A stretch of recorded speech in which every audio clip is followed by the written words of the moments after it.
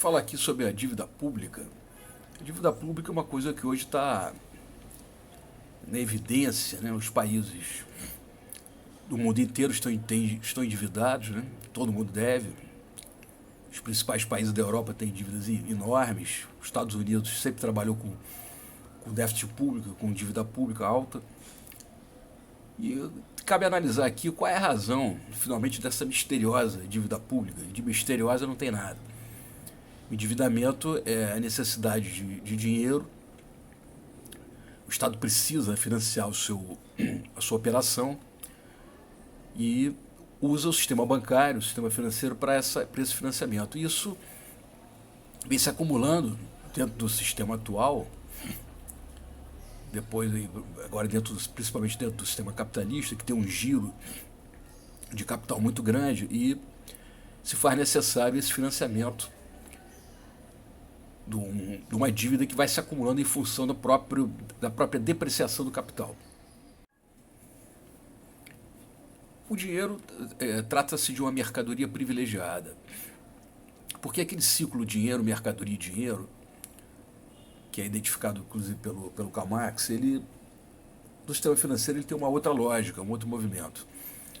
Porque, por exemplo, o fabricante de qualquer peça, quando ele vende a sua mercadoria, por exemplo, o sapato, ele vende o sapato, ou o fabricante, ou o lojista, e esse produto não volta mais.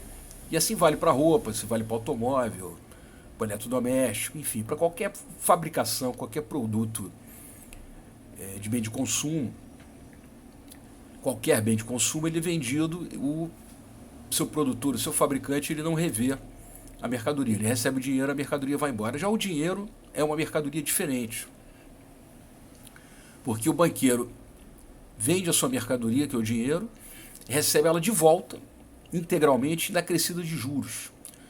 O que faz com que o dinheiro seja realmente um produto diferenciado, privilegiado, e o banqueiro realmente tem uma vantagem em relação aos demais capitalistas.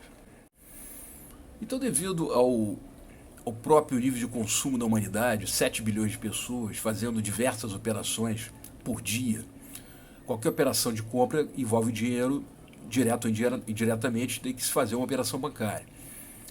Mesmo os mais pobres acabam fazendo algum tipo de operação financeira.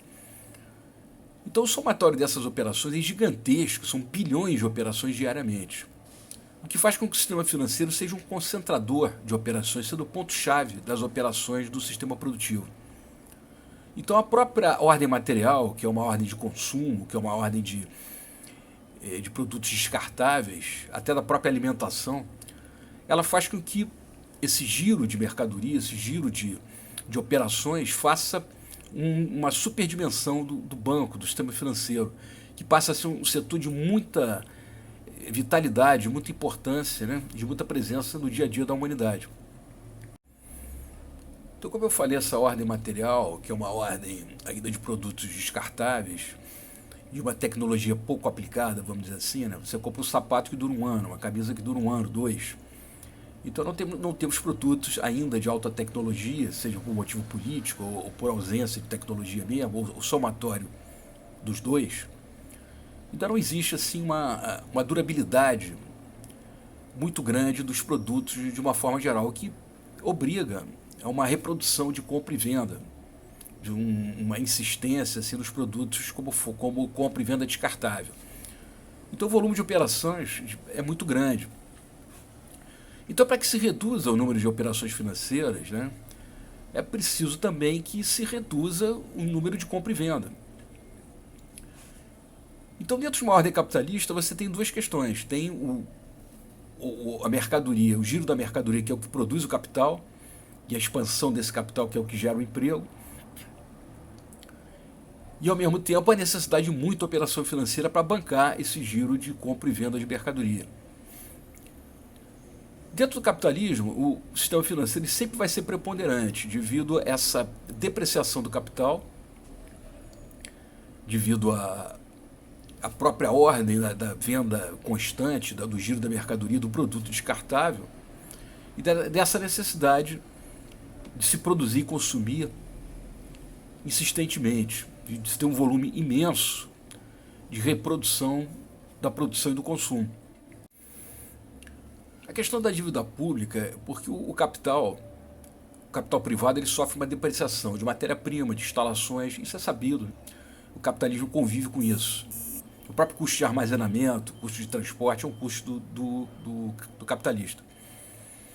Mas a própria mercadoria, ela tem, devido à sua matéria-prima, ela tem um processo de depreciação, que muitas vezes não é computado pelo próprio empresário. Então ela sofre um desgaste. Mas a máquina pública, ela tem também o seu arcabouço, né? Ela tem até o seu maquinário em hospitais, escolas.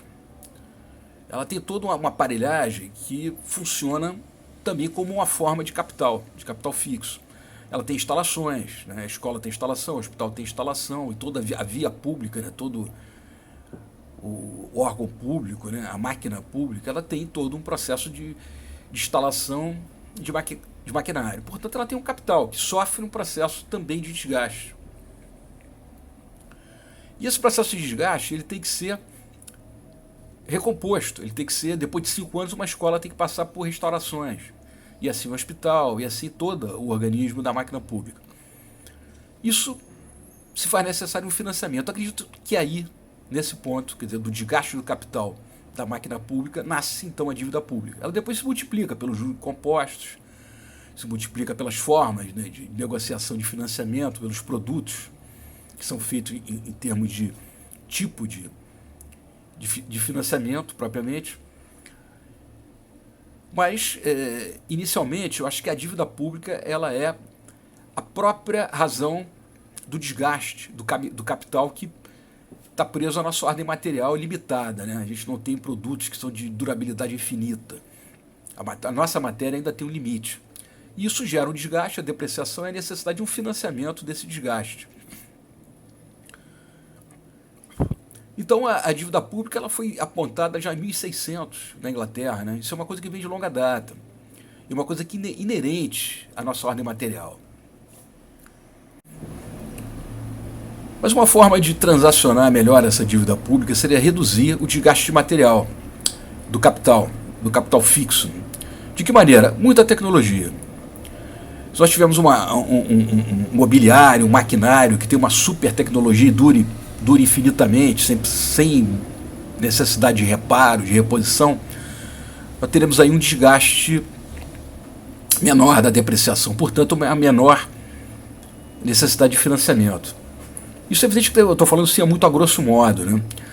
Mas basicamente, para se livrar dessa dívida pública, desse processo constante de endividamento e até de falência do Estado contemporâneo, é necessário que haja um aporte de tecnologia muito grande, ainda muito maior. E com isso, e essa maior durabilidade, nós vamos aí no eixo, ou contra o eixo do capitalismo, que é justamente a necessidade de repor mercadoria, de transformar a mercadoria rapidamente em dinheiro e rapidamente novamente em consumo. Então, com uma tecnologia muito alta, que vai se contradizer a necessidade de financiamento público e se contradizer a própria dívida pública, nós temos aí também o eixo do capitalismo, né? Quando não houver tanta necessidade de consumo, quando os produtos forem muito mais duráveis, a formação de capital vai reduzir e o conceito de capitalismo já vai ter sido alterado por uma outra coisa que a gente não entende.